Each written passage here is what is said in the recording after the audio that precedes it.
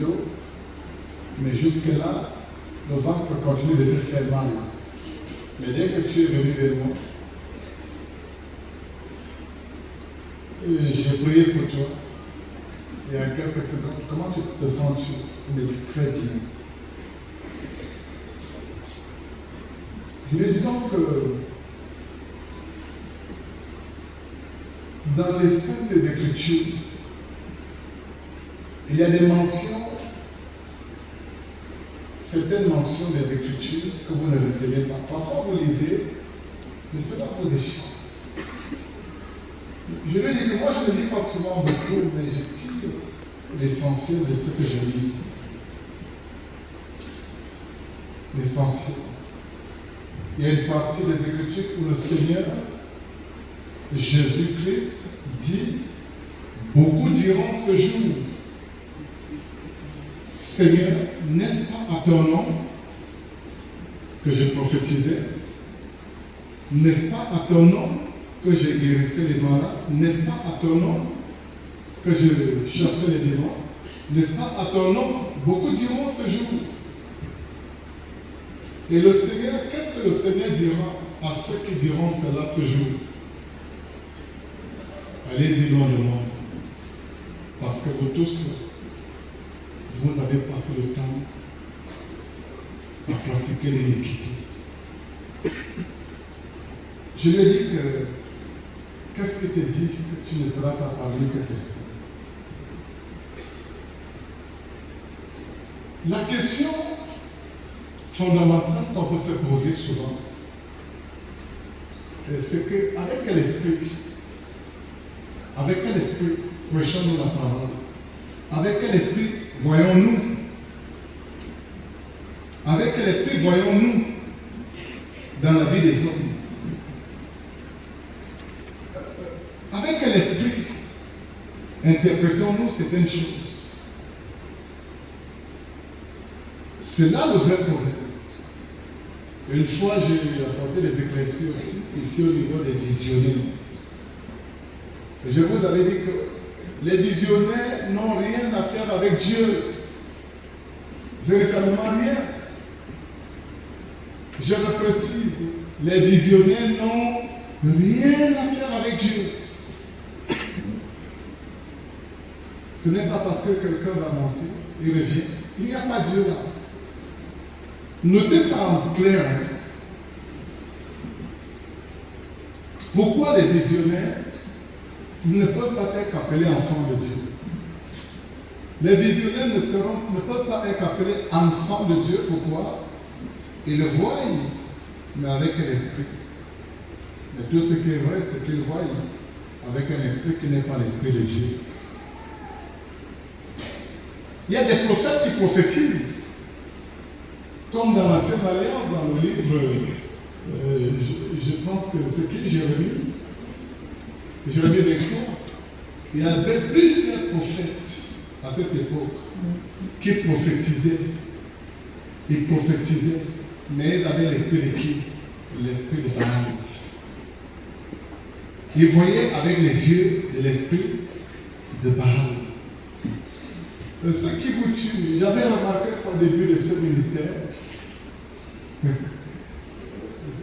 Les visionnaires, je les rassemblés nombreux, je dis asseyez-vous là-bas.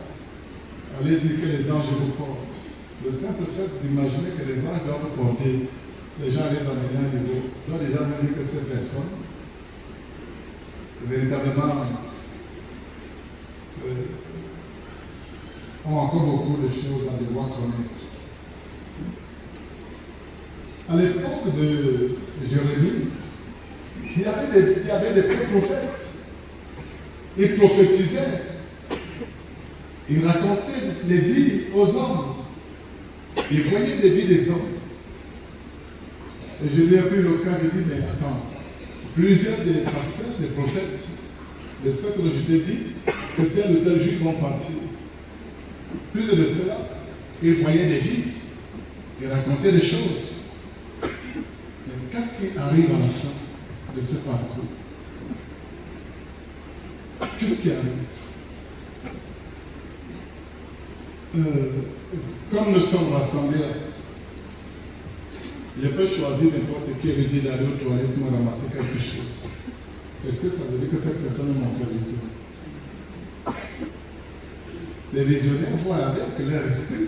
Chacun, je vous ai dit que chacun de nous ici est né avec. Chacun de nous est né avec son esprit. Chaque personne parmi nous ici a son esprit.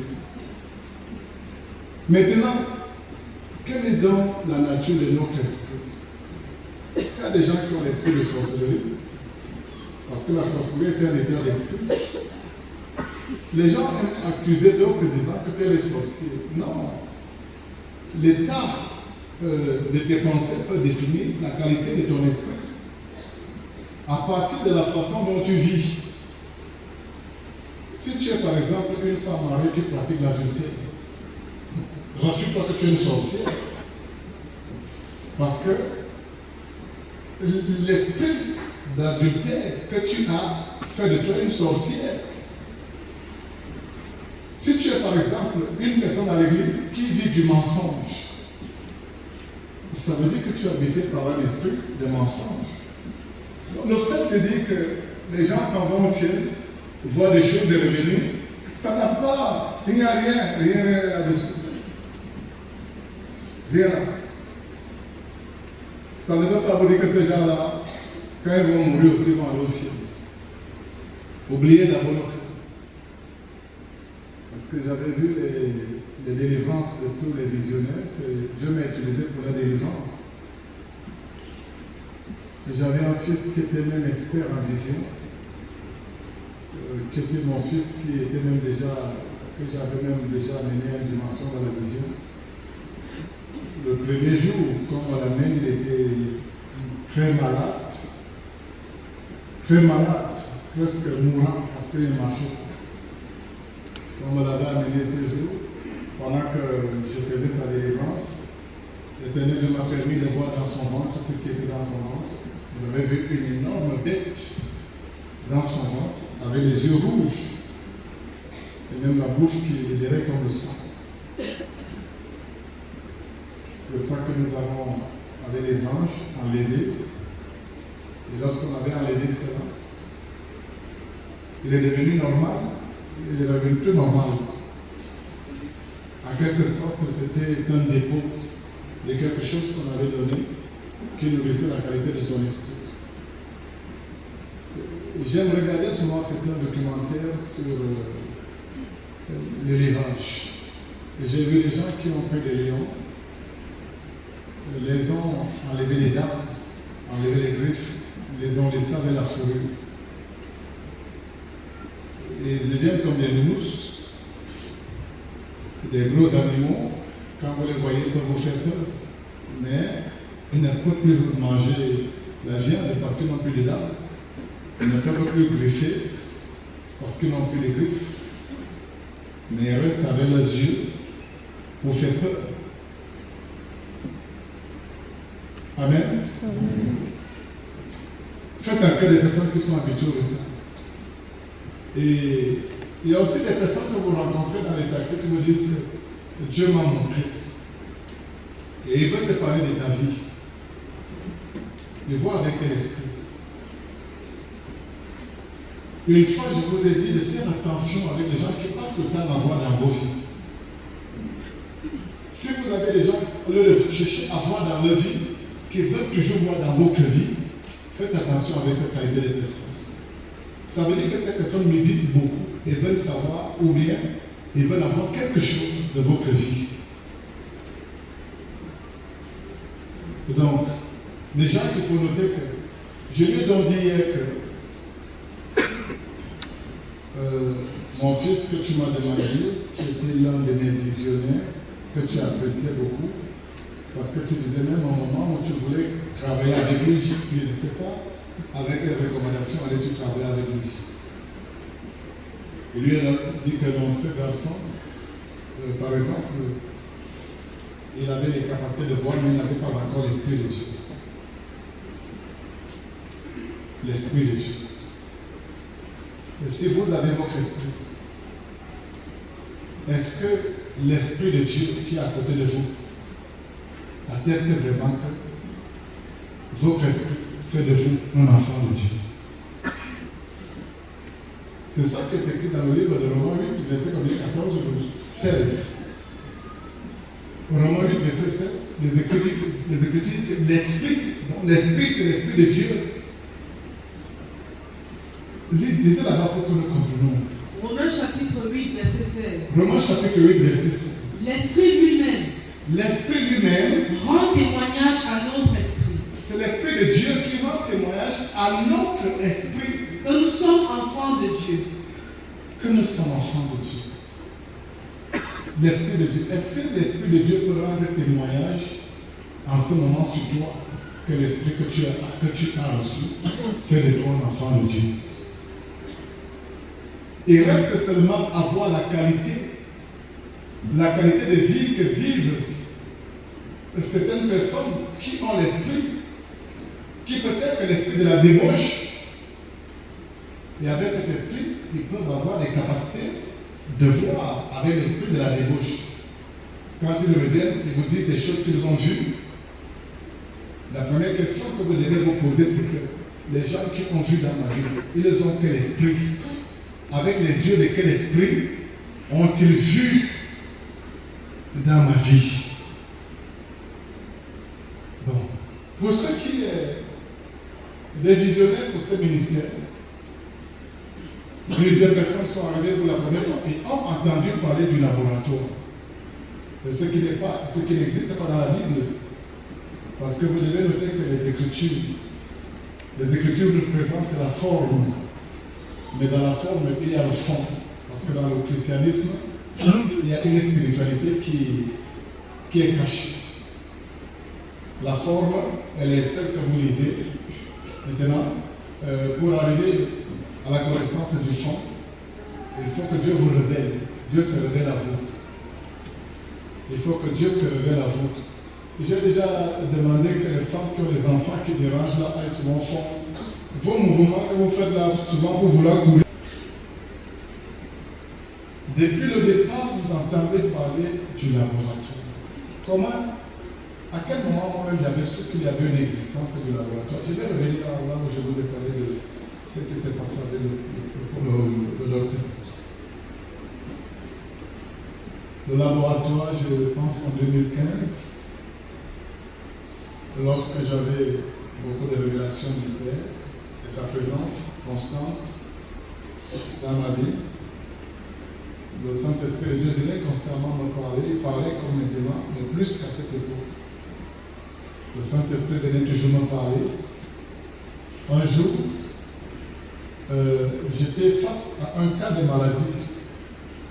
Et j'avais déjà tellement prié des heures et des heures sur ce cas de maladie.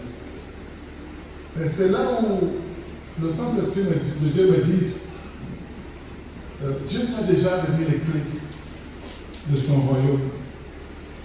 Donc il me révèle cela. Il t'a remis les clés de son royaume. Et dans son royaume, il y a un laboratoire, c'est là-bas que travaillent les anges. Commande, ordonne seulement, demande que les anges, Dieu t'a donné déjà ce pouvoir, ordonne que les anges portent la personne et l'amènent au laboratoire et va t'asseoir et reste tranquille. C'est comme ça que j'avais ordonné. Deux doyens des anges étaient venus et avaient ouvert par le dos, parce que le dos là c'est une fermeture. Ils les avaient ouvert le dos jusqu'ici de la nuque, c'est là où la fermeture s'arrête. Il avait fait sortir l'esprit de la personne qui était malade. Parce que la maladie réside dans le corps spirituel, dans l'esprit, dans le corps spirituel. Donc, la maladie n'est pas dans le corps physique, la maladie habite dans le corps spirituel et cause les manifestations qui se font ressentir dans le corps physique. Donc, le corps physique ne subit que les pressions. C'est ça que nous appelons les manifestations. C'est pour ça que lorsque vous avez un paludisme, vous allez à l'hôpital, on va d'abord vous faire des examens parce qu'on sait que la maladie, elle existe à l'intérieur et se manifeste à l'extérieur. C'est comme ça donc que les deux anges avaient retiré cette personne et l'avaient amené tout droit. Il y a eu un truc, c'est comme un ascenseur, comme s'il a une ouverture, on quitte la terre, l'ascenseur monte et arrive dans la grande salle que plusieurs personnes connaissent. c'est là donc il y a les lits et tout, et les médecins célestes sont là-bas. Les doyens aussi sont, c'est comme ça qu'ils avaient fini d'écrire le cas de la personne. Et l'Esprit de Dieu me dit, ramène, demande de les ramener. On avait ramené la personne, on l'avait remis dans le camp. Et en quelques secondes, la personne avait reçu sa guérison. Moi-même, c'était surprenant. C'était une recommandation du Saint-Esprit.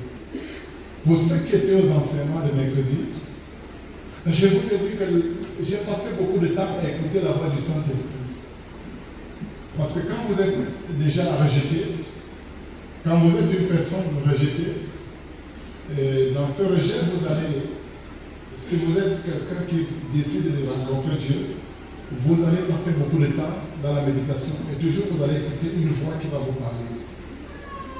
Je sais déjà à quel moment le Saint-Esprit, la voix du Saint-Esprit m'a dit quelque chose et je sais comment l'obéir. Alors la plupart du temps, plusieurs personnes parmi vous ne connaissent même pas la voix du Saint-Esprit. Il y a des personnes qui ne savent même pas que le Saint-Esprit de Dieu peut leur parler. Il y a souvent le Saint-Esprit de Dieu parle, vous ne connaissez pas sa voix et vous ne pouvez pas obéir. Alors c'est comme ça donc que le laboratoire était né. Et tous les enfants qui arrivaient après, tous ceux qui sont devenus les visionnaires, avaient commencé à recevoir la grâce, de recevoir les guérisons, de voir les dépôts de sorcellerie être enlevés, de voir certaines maladies être enlevées, jusqu'à ce que cela ait demeuré une grande opportunité que Dieu nous a accordée pour que nous puissions recevoir les guérisons qui viennent de lui. Donc, c'est de là que vient la naissance du laboratoire, c'était une révélation du Saint-Esprit. Alors hier, donc, quand j'étais en train de m'entretenir avec le docteur, je lui dis donc, il faut noter des choses importantes. Regarde comment vous opérez dans vos églises. Quand vous avez un cas de maladie, vous commencez à prier, vous commandez, vous ne voulez même pas savoir qu'est-ce que c'est la maladie. Et je lui dis, quand tu es venu aujourd'hui, tu m'as dit que tu es malade. J'ai d'abord demandé qu'on porte une visionnaire. J'ai dit porter la visionnaire parce que les anges m'obéissent. Allez au laboratoire. Et j'ai attendu quelque temps. J'ai dit, scannez-moi tout le corps. Et ils ont scanné son corps. Et sur le point aussi, j'ai dit le ventre. Ils ont scanné son ventre. Et ils ont vu 4 créatures dans son ventre. Il y avait 2 à gauche, 2 à droite. Et à l'intérieur, il y avait une poche que contrôlait ces 4 créatures. C'était une poche qui avait un liquide acide qui devait détruire les organes. Et cela a été contrôlé par une vieille personne. C'est dans l'information que les anges qui travaillent au laboratoire et ceux qui travaillent dans la salle des machines, ce sont les doyens de la salle des machines qui voient véritablement la maladie et la transfèrent sur les écrans qui sont devant les doyens. Et les doyens voient la maladie dans le corps, sur l'écran, et à partir de ça, il y a une lumière qui projette le corps. Et donne c'est souvent une lumière comme rose qui donne les points de maladie. Les anges commencent à enlever, ils enlèvent, ils voient la maladie, lorsqu'ils finissent d'enlever la maladie, ils me donnent le signal là-bas que le ventre de la personne est déjà libre. Et si parfois comme dans son cas, nous avons trouvé son ventre représenté dans une marmite quelque part. Cela avait été fait par les mêmes personnes qui l'a contrôlé dans son ventre. Alors la maladie, depuis le lieu où elle avait été représentée dans la calebasse, elle avait été détruite. Et il y a aussi des 4 créatures qui causaient les manifestations physiques dans le ventre spirituel. Les 4 créatures ont été enlevées. En quelques secondes, il était déjà tranquille. Aucune douleur. Je lui dis donc que la délivrance a beaucoup d'étapes. Cela ne garantit pas que tu as déjà reçu la guérison. Mais pourtant, dans vos églises, vous n'avez pas cette capacité. Vous posez la main sans savoir de quoi souffre même. Parfois même, vous avez des formes de révélation, mais vous ne savez pas qu'il y a des recommandations bibliques envoyées par notre Seigneur. Je pense que dans Hébreux chapitre 1, verset 7, où Dieu dit que les anges sont des esprits au service de Dieu. 14. Voilà. Les anges, Hébreux 1, verset 14. Les anges sont les esprits au service de Dieu, envoyés pour exercer un ministère en faveur de ceux qui vont hériter du salut. C'est une recommandation divine. Il y a des dimensions où l'imposition de main ne peut que soulager la personne qui est malade. Mais lorsque Dieu dit les anges sont les esprits à son service, il faut d'abord recevoir un mandat divin. Je lui ai parlé de mon expérience, comment j'avais reçu le mandat divin.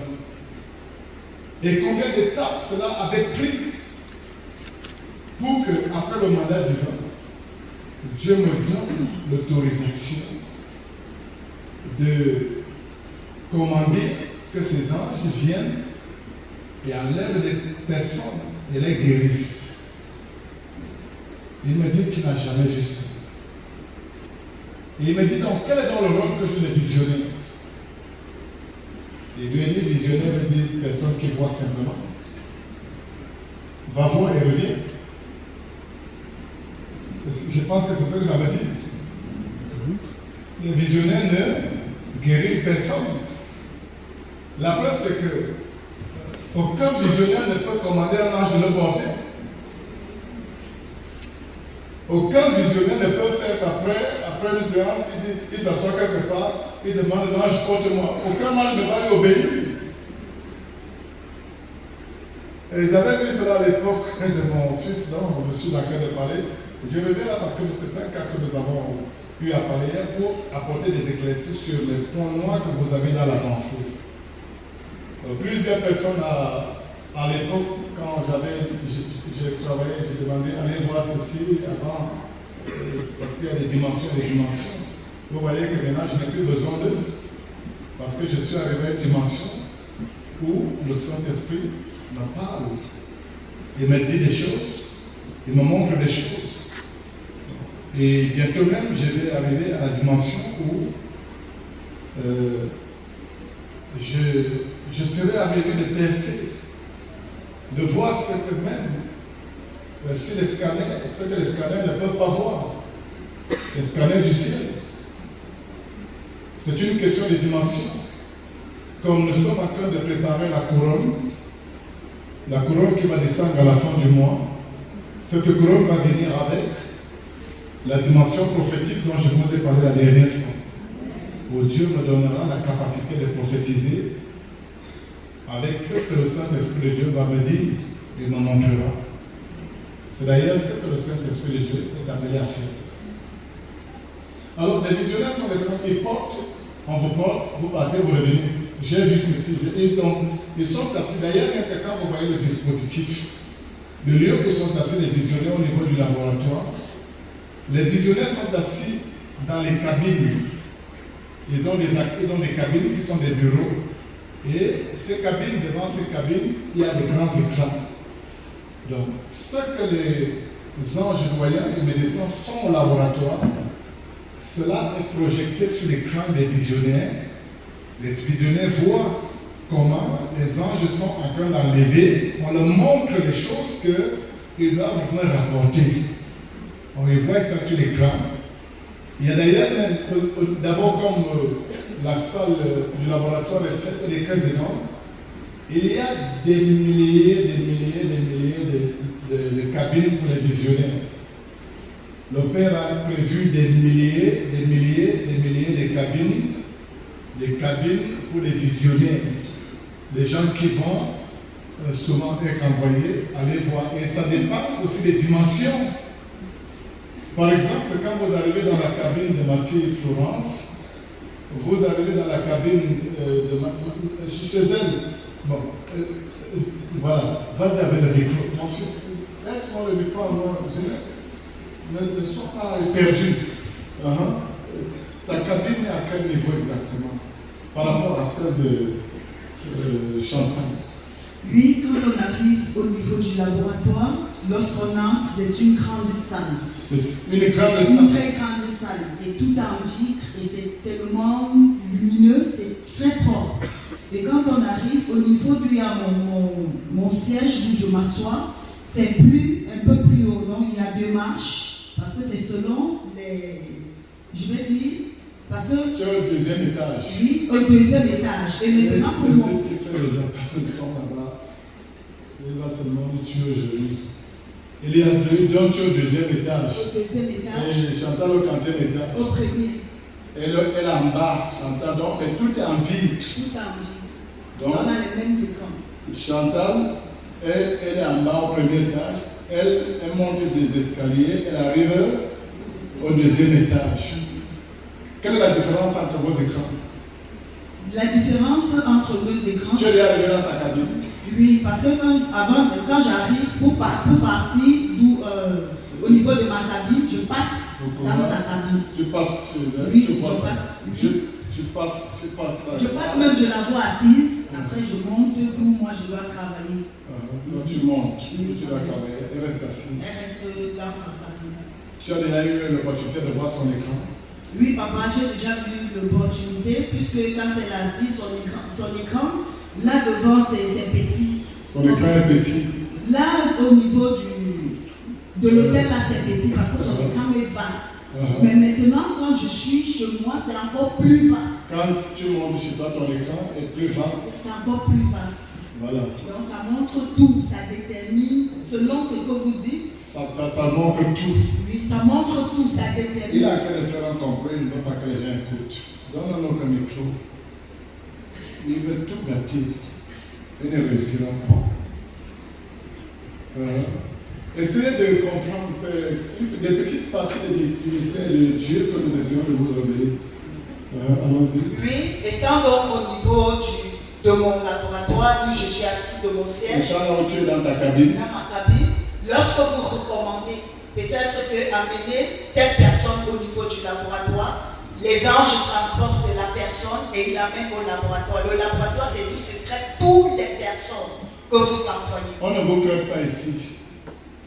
Quand je dis porter, quand même je viens vous toucher là, les anges ouvrent vos codeaux, on vous porte, vous ne réalisez même pas. On vous amène au laboratoire, c'est là-bas, il n'y a pas de dispositif pour vous crêter ici. Il n'y a pas de scanner ici. Il est vrai que la salle dans laquelle nous sommes assis en ce moment de façon spirituelle, elle est plus grande que celle-ci. Donc, on vous enlève, on vous amène dans le laboratoire, c'est là-bas qu'on vous prête. Et c'est après l'avoir prêté, on vous ramène, vous ne savez même pas qu'on vous a prêté. Mais souvent vous sentez, il y a des gens qui ne croient même pas. Ils ne sont même pas obligés de croire, la croyance n'est pas forcée. Même si Dieu même arrive, il fait n'importe quoi, vous n'allez pas croire. Et c'est un peu le plus. Donc, ton écran voit plus clair. Il y a l'autre jour, Chantal me demandait qu'elle voulait qu'on lui donne l'accès à une salle qui est à côté des façades au 2e niveau. Je lui ai dit que tu n'es pas prête. Oui, ramenez un peu Chantal là-bas doucement. Et qu'elle vienne un peu nous dire la différence. Parce qu'une fois, on était en pleine prière et j'avais demandé à Chantal de retrouver Florence dans sa cabine.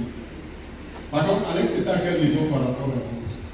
Bon, pour Alex, ça veut dire c'est selon vous, parce que c'est vous qui êtes élevé. Et maintenant, Alex, lui, il était plus haut. Il était plus haut. Lui, après moi, lui, il s'asseyait déjà plus haut. Donc, il me traverse, il monte sur sa cabine. Il monte, il arrive en haut là-bas. Oui, amen. Théophile était à quel niveau? Théophile n'est pas là. Théophile était à quel niveau? Tu ne te rappelles pas? Je me rappelle, papa, c'est selon tel que vous orientez les capacités, parce que Théo, il était encore, parce qu'il avait beaucoup de difficultés. C'est vous qui ordonnez tout en fait. Il avait beaucoup de difficultés et sa cabine était au niveau, quand on passe Chantal. Chantal, c'est là qu'il y avait sa cabine à côté. Voilà. Tu étais allé travailler un jour dans la cabine. Ils avaient demandé que pour la première fois, quand elle était revenue, j'ai dit amenez un peu Chantal voir la cabine où travaille Florence. Qu'est-ce que tu avais remarqué qui est différent avec le lieu où tu es assise maintenant? La différence, c'est que là-bas, il est beaucoup plus grand et c'est plus haut. Chez Florence, c'est plus grand et c'est plus haut. Et là-bas, les images sont claires. Les images de la terre sont tout est trop clair. Je pense que moi, j'ai besoin de beaucoup de concentration. Pourtant, chez elle, elle a besoin de beaucoup de concentration. Chez Florence, dans sa cabine, on ne fait aucun. Bon, Alex, que j'avais déjà amené plus haut, lui, il voyait dans l'or. C'est pour ça que ça me surprenait. Et beaucoup de gens, après, partaient souvent voir Alex. Alex, tu as vu quoi dans ma vie? Il n'a aucune capacité. Quand il était parti, il ne peut plus rien faire. Bon, quand tu étais parti, est-ce que tu avais eu envie un jour que les gens te portent et t'amènent voir quelque chose? Ça arrivait quand même une fois. Non, papa, parce que c'est fou, parce que s'il faille même que ça vienne dans ma pensée, au cas où je suis là, il faut peut-être que je me connecte à vous. On n'a aucune capacité d'arriver au laboratoire, ça c'est faux. C'est faux. C'est impossible. Il faut que je donne la permission. Donc son écran est plus clair. C'est clair, c'est pas que c'est plus clair. Son écran est clair. Si tu montes dans l'écran où j'avais mis Alex, là-bas c'est que lui il voyait même ta chambre, comme tu es sorti là, il voit les dernières petites choses que tu as laissées dans la chambre, il te dit, même il ouvre ta marmite, on voit les petits morceaux de nourriture. C'est ça, non? Il y a beaucoup de gens qui étaient dérangés à la fois. Vous voyez un peu. Donc, lui, il arrivait, il te donne